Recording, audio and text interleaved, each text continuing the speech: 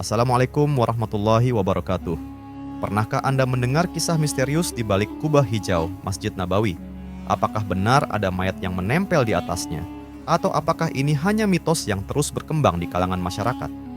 Apa sebenarnya yang terjadi pada salah satu tempat suci umat Islam ini yang penuh dengan sejarah dan kontroversi? Dalam video ini, kita akan mengungkap perjalanan panjang Masjid Nabawi dari awal pembangunannya oleh Rasulullah Shallallahu Alaihi Wasallam hingga cerita misterius yang masih menjadi bahan perbincangan hingga kini. Sebelum kita lanjut, mari kita lantunkan salawat kepada Nabi kita. Allahumma sholli ala Sayyidina Muhammad wa ala ali Sayyidina Muhammad. Bismillah, mari kita mulai.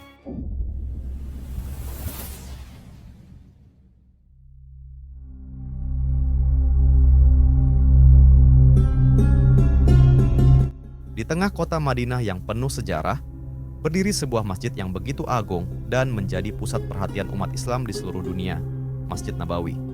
Salah satu ciri khas yang langsung dikenali dari kejauhan adalah kubah-kubah megahnya, terutama Qubbatul Khadra, kubah hijau yang begitu ikonik. Namun, tahukah Anda bahwa kubah ini bukan sekadar elemen arsitektur biasa? Di bawah naungan Qubbatul Khadra bersemayam jasad manusia paling mulia, Nabi Muhammad Shallallahu Alaihi Wasallam, yang didampingi oleh dua sahabat terdekatnya sekaligus mertuanya, Abu Bakar As-Siddiq dan Umar bin Khattab. Dahulu, tempat ini adalah rumah Rasulullah Shallallahu Alaihi Wasallam semasa hidupnya. Sesuai dengan sunatullah bagi para nabi, beliau dimakamkan tepat di tempat wafatnya, sebagaimana sabdanya. Tidak dicabut nyawa seorang nabi pun, melainkan dia akan dikebumikan di tempat ia wafat. Hadits riwayat Ibnu Majah. Pada awalnya, makam Nabi dan kedua sahabatnya dibiarkan terbuka tanpa pelindung khusus.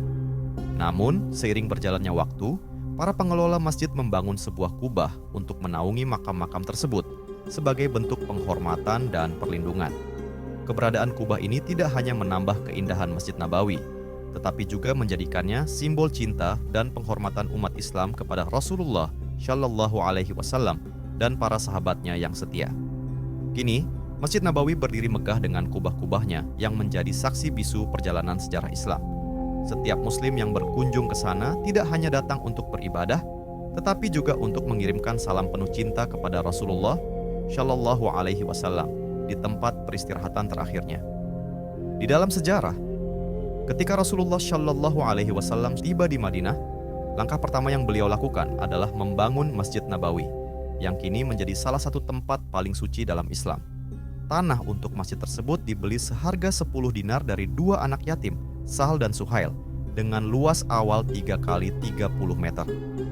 Awalnya, bangunan ini sangat sederhana, dengan dinding dari tanah yang dikeringkan, tiang dari batang kurma, dan atap dari pelepah kurma.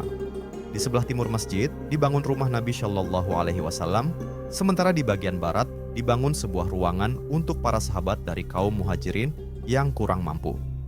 Ruangan ini kemudian dikenal sebagai ahli suffah, tempat bagi mereka yang tidur dengan hanya berbantalkan pelana kuda. Pada tahun ke-7 Hijriah, Rasulullah Shallallahu Alaihi Wasallam melakukan perluasan pertama pada Masjid Nabawi, memperlebar bangunannya ke arah timur, barat, dan utara, hingga mencapai ukuran 45 kali 45 meter, dengan luas sekitar 2025 meter persegi.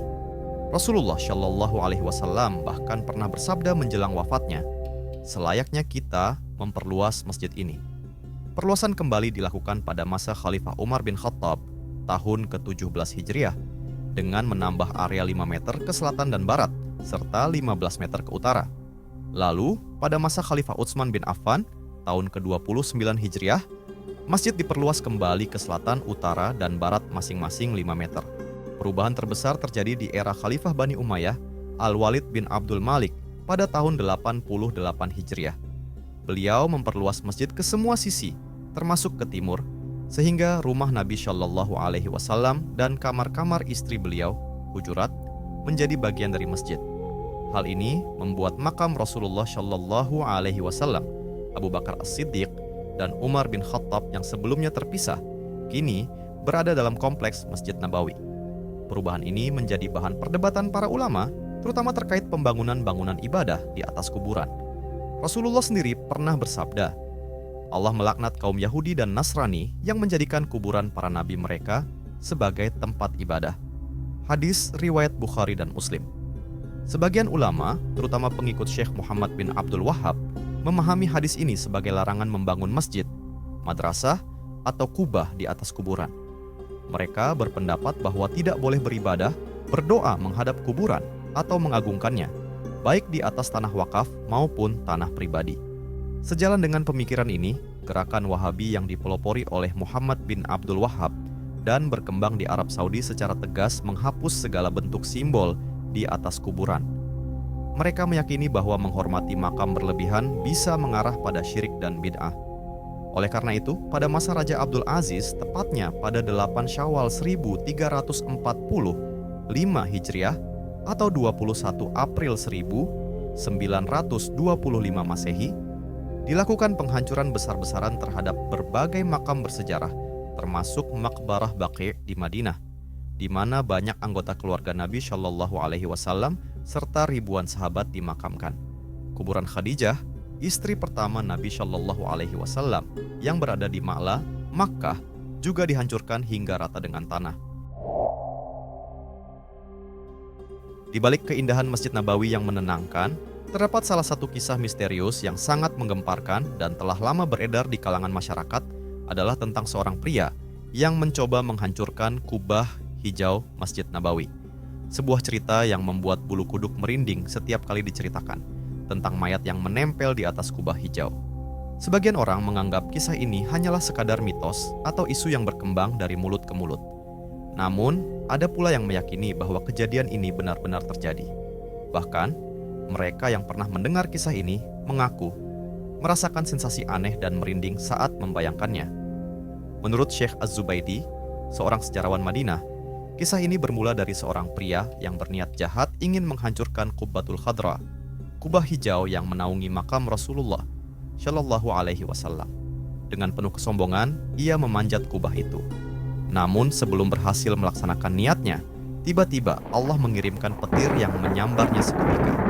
Yang mengejutkan, jasadnya tak dapat diturunkan dan tetap melekat di atas kubah. Syekh Zubaidi melanjutkan dengan menceritakan ada seorang soleh di kota Madinah bermimpi dan terdengar suara yang mengatakan, tidak ada satu orang pun yang dapat menurunkan mayat tersebut agar orang yang belakangan hari dapat mengambil i'tibar. Agar tidak menarik perhatian dan memicu kepanikan, tubuhnya ditutup dengan sebuah kotak yang dicat hijau, menyamarkannya agar tampak menyatu dengan kubah. Dengan cara ini, orang-orang yang melihat dari bawah tidak akan curiga, mengira bahwa yang mereka lihat hanyalah bagian dari kubah Masjid Nabawi yang megah. Terlepas dari kebenarannya, cerita ini terus hidup dalam ingatan banyak orang dan menjadi bagian dari misteri yang menyelimuti salah satu tempat suci umat Islam ini. Tak sedikit yang menganggapnya sebagai cerita yang sulit dipercaya. Bahkan pihak yang bertanggung jawab atas pengelolaan dua kota suci turut memberikan klarifikasi terkait isu tersebut.